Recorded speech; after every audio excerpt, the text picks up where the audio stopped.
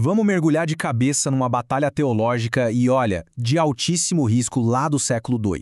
Uma batalha que, acredite, ajudou a moldar o pensamento ocidental como a gente conhece hoje.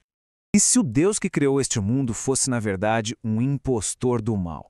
Olha, isso não é roteiro de filme de ficção, não. Era uma crença central para um grupo de cristãos primitivos, os gnósticos. E um homem em particular se levantou para desafiar essa ideia. Então vamos conhecer o nosso protagonista. Esse é Ireneu, um bispo que viveu ali no finalzinho do século II. Uma época, sabe, de muita turbulência e formação para a fé cristã. Ireneu não se via como um inovador, um filósofo, nada disso. Ele se via mesmo era como um guardião, um cara da tradição apostólica com a missão de defender o que ele chamava de cânones imutáveis da verdade. Ou seja, a fé que ele acreditava ter sido passada, de mão em mão diretamente dos apóstolos. Tá, mas que sistema de crenças era esse, tão estranho e complexo, que o Ireneu estava combatendo? Vamos dar uma olhada por dentro da visão de mundo dos gnósticos. Bem, no coração do gnosticismo estava a ideia de gnose. E não era um conhecimento qualquer, não. Era um insight secreto, revelado, sabe? E que seria essencial para libertar a alma desse mundo material que a gente vive.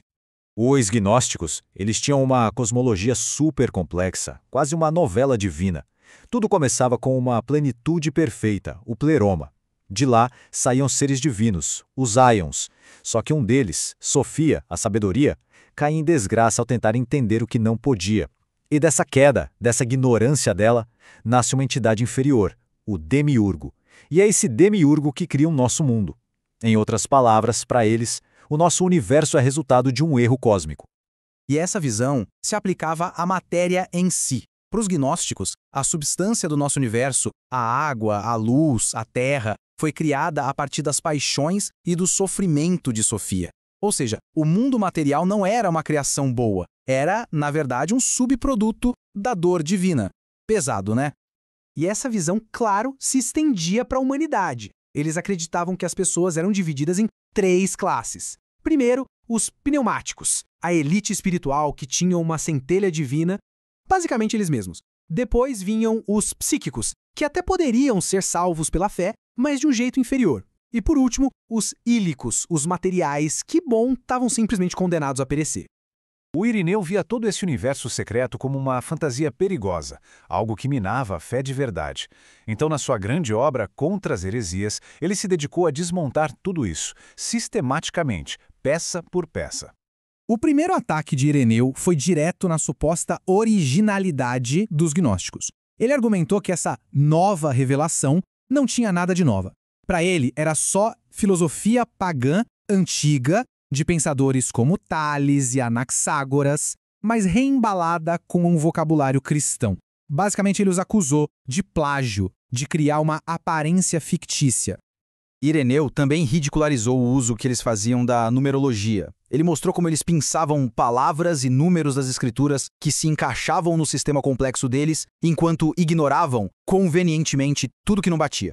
O ponto dele era claro, eles estavam forçando as escrituras a caber na teoria deles e não o contrário. Ireneu também usou a lógica pura e simples para expor as falhas profundas na cosmologia gnóstica. Pensa bem, se o pleroma é a plenitude de tudo, por definição não pode existir nada fora dele. Então, para onde a Sofia caiu? Foi um argumento direto que abalou a própria fundação da história de criação deles. E o ponto crucial do Ireneu era este. O ser supremo dos gnósticos era, na verdade, falho e impotente. Um Deus que não consegue evitar uma crise dentro da sua própria casa, o pleroma, não poderia ser o Deus onipotente da fé que ele defendia. Mas Ireneu não ficou só na crítica, não. Ele apresentou uma alternativa poderosa, uma fé simples, pública e unificada, que ele chamou de regra da verdade, ou regra da fé.